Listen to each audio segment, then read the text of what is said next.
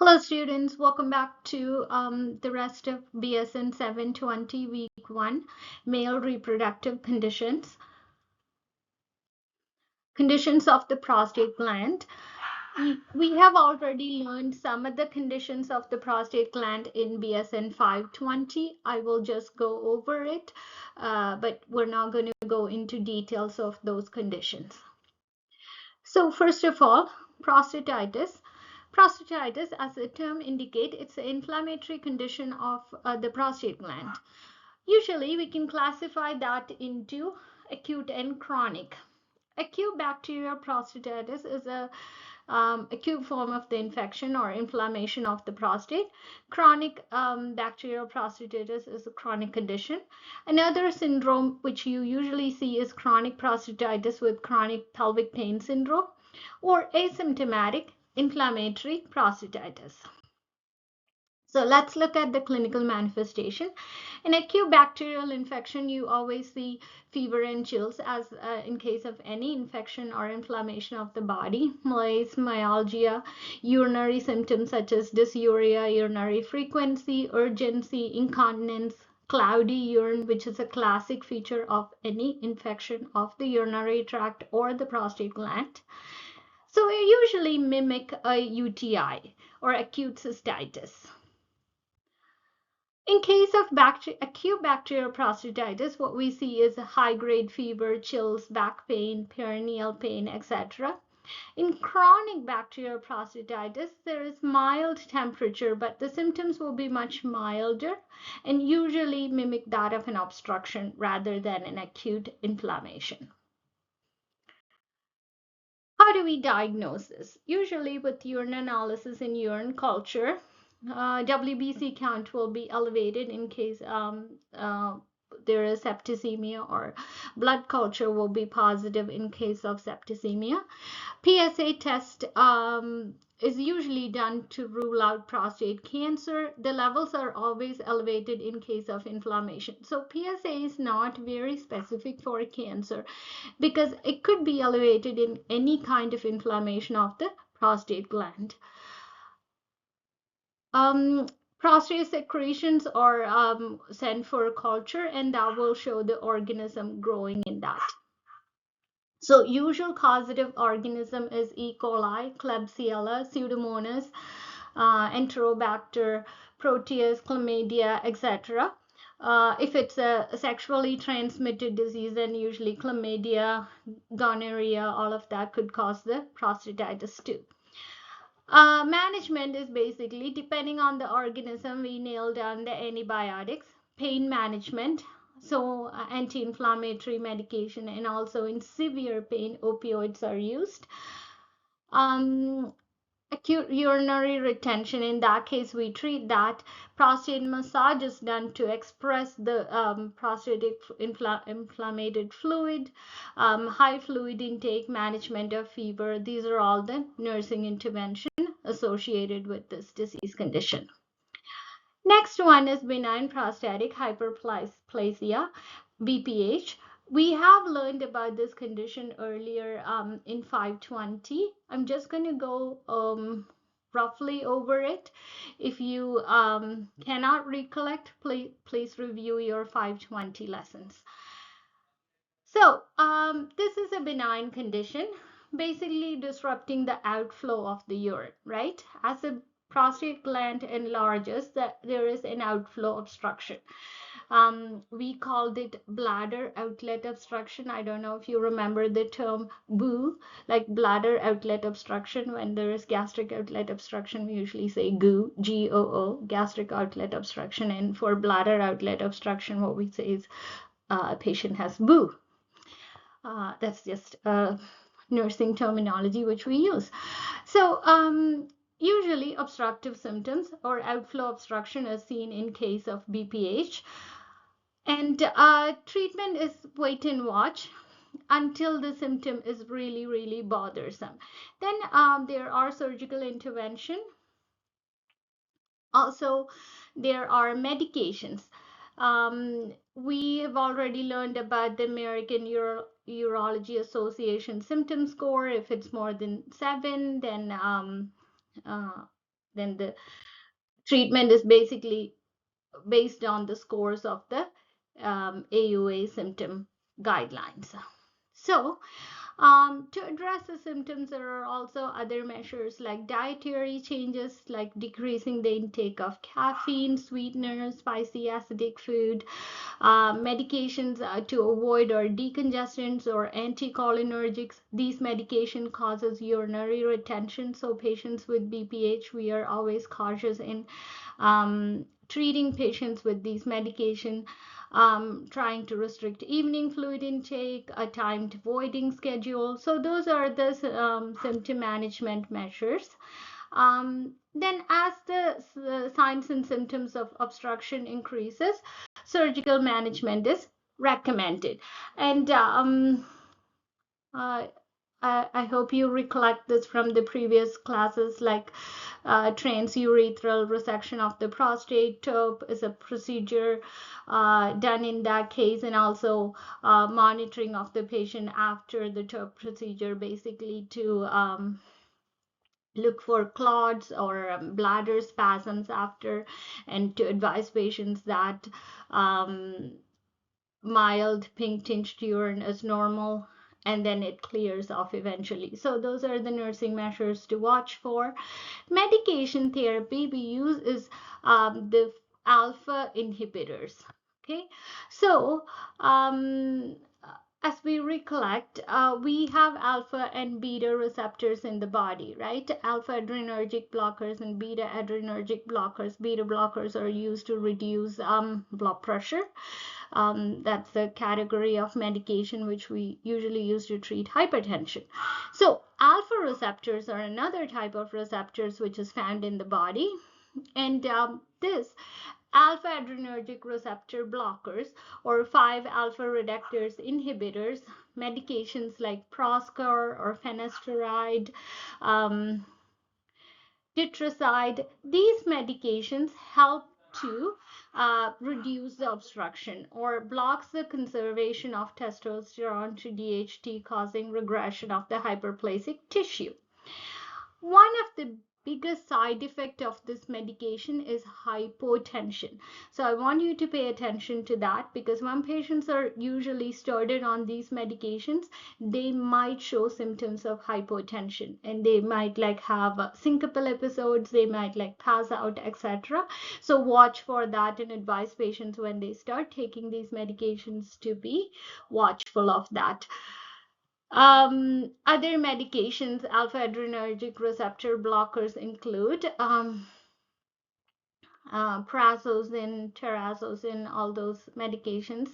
So learn the names of that, and also watch for the postural hypotension symptoms and dizziness, fatigue, etc. And warn patients about this, because they might not be aware of this, and they start this medication, and then they all of a sudden will feel really sick after taking the medication. Now, other condition related to the prostate gland is prostate cancer, which we already learned. So different type of treatments used in prostate cancer are radiation therapy, chemotherapy, medication therapy, etc. In case of the common type of radiation therapy used in case of prostate cancer is brachytherapy, that is placement of radioactive seeds directly into the prostate gland. So that is very innovative procedure where small seeds, rods, or implants are placed directly into the prostate gland where the cancer tissue is, to destroy that tissue. Most of the cancers are hormone-dependent cancer or androgen-dependent cancer in case of prostate cancer. So they are slow growing, and basically it's spread locally. So to the local extension to the lymph node or to the bloodstream and to the organs of the pelvic cavity. So that's what you will see in patients with prostate cancer. Uh, Earlier stages of prostate cancer is usually asymptomatic because of it usually mimics that of a BPH, usually have dysuria, hesitancy, dribbling, frequency, urgency, etc. Pain in the lumbosacral area is another thing which is actually a late manifestation.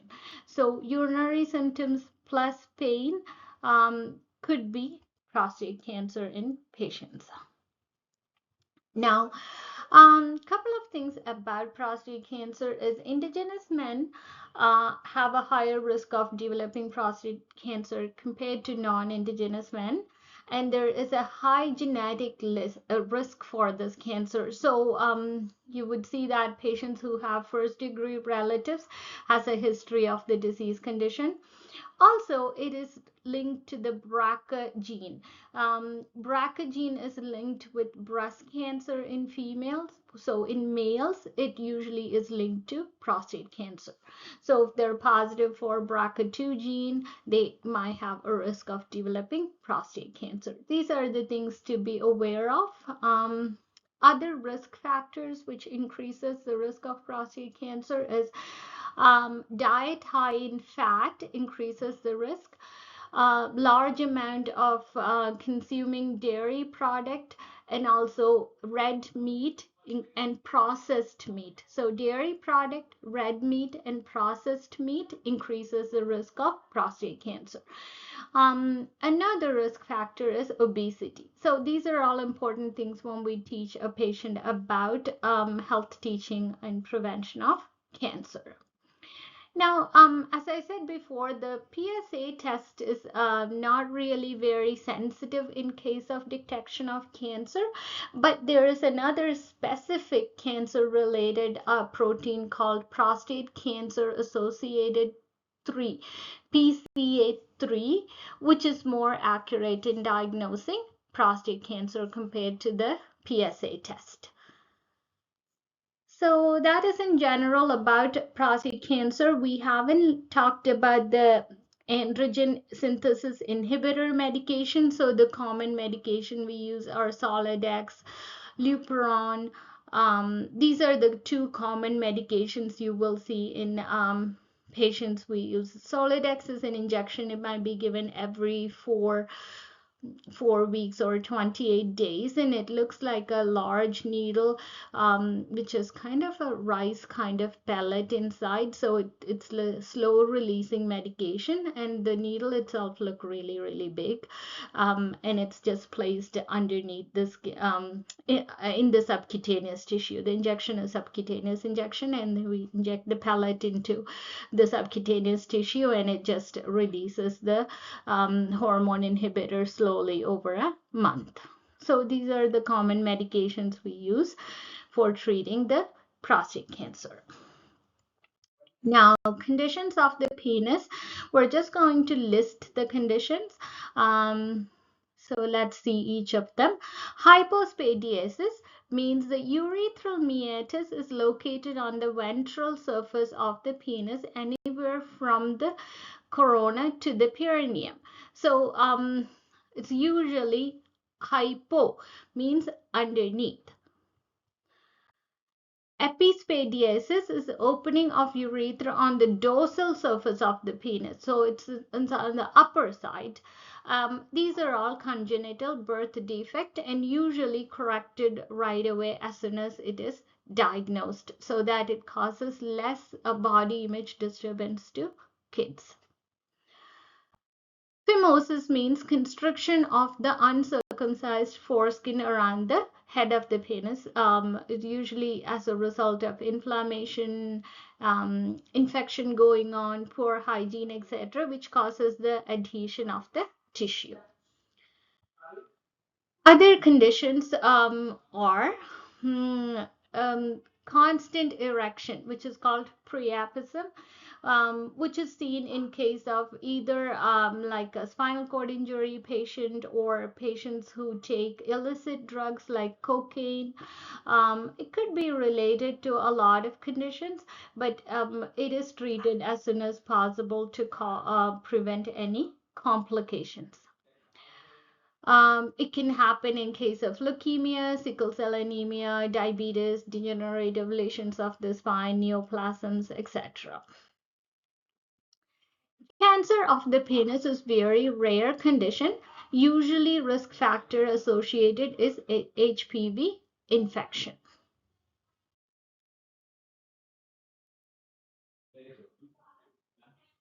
So there is a question for you to find the answer. Then let's look at the conditions of the scrotum and the testis. Common condition associated with the scrotum and the testes are skin conditions like fungal infection, dermatitis, parasitic infections, etc. Epididymitis is the inflammatory process of the epididymis. Orchitis is testicular inflammation. So all of these conditions are treated with antibiotics.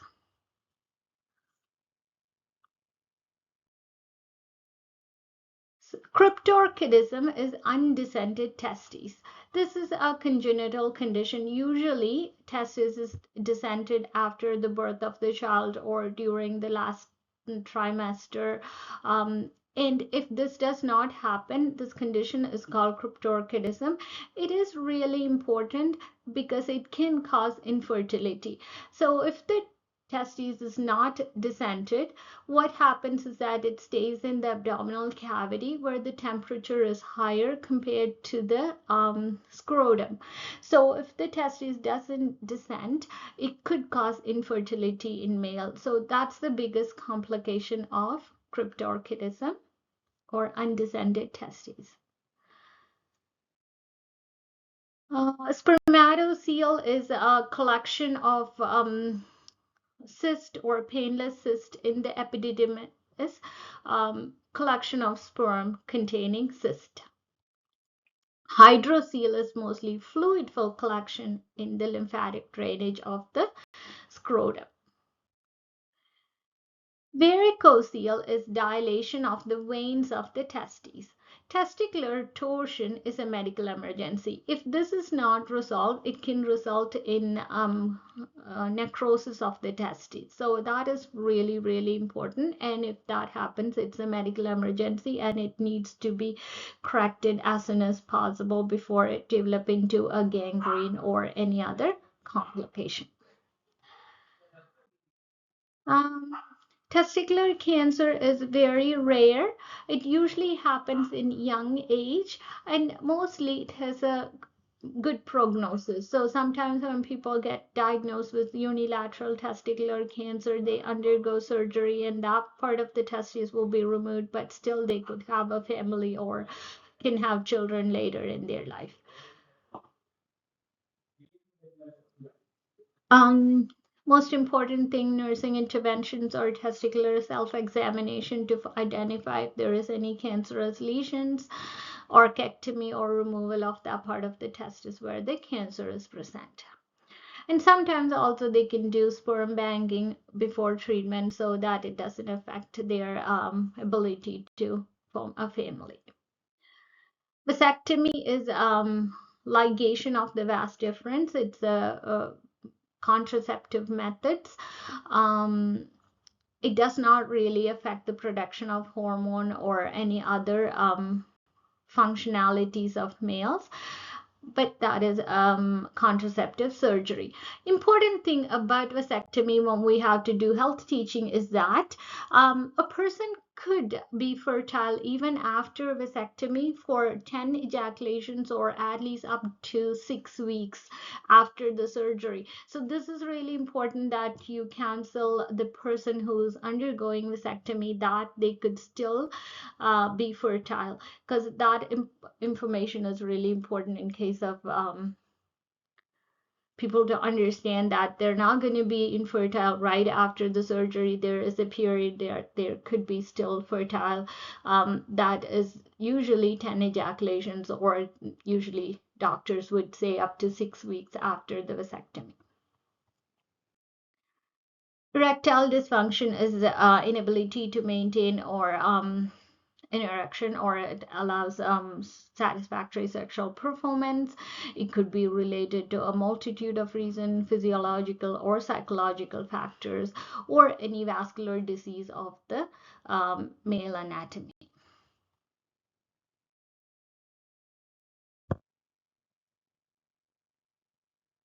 Usually interprofessional care include medications or using other devices or implants.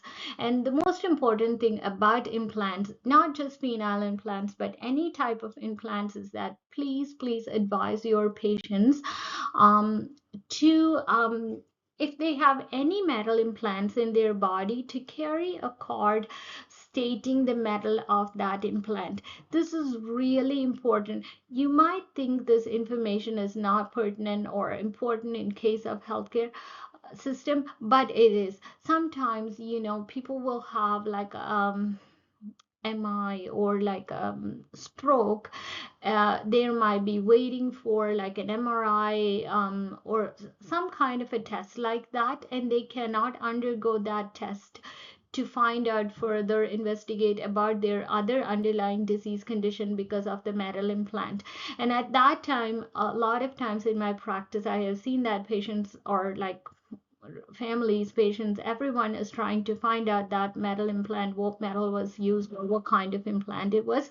Some of them are MRI safe, but some of them are not. So unless we know that this metal is really safe, they're not going to go with the test. So that delays the treatment of a person. So imagine they had a stroke, they have a metal implant, but we don't know what metal it is, and it is hard to do that MRI test, and then it delays the treatment. So most important nursing intervention or health education, you always should talk to your patients, whoever go for this implants, or that keep a card or keep that information handy all the time with them. That's really important in healthcare system. Andropause is like a decline of androgen secretions that usually occur, as it could happen as early as 40 or later in their life. So it's kind of like menopause. And the last condition is infertility, which we started our female reproductive condition with infertility, and then we're ending up with male reproductive condition, which is also infertility. So it is inability to achieve conception despite of a year of frequent unprotected intercourse.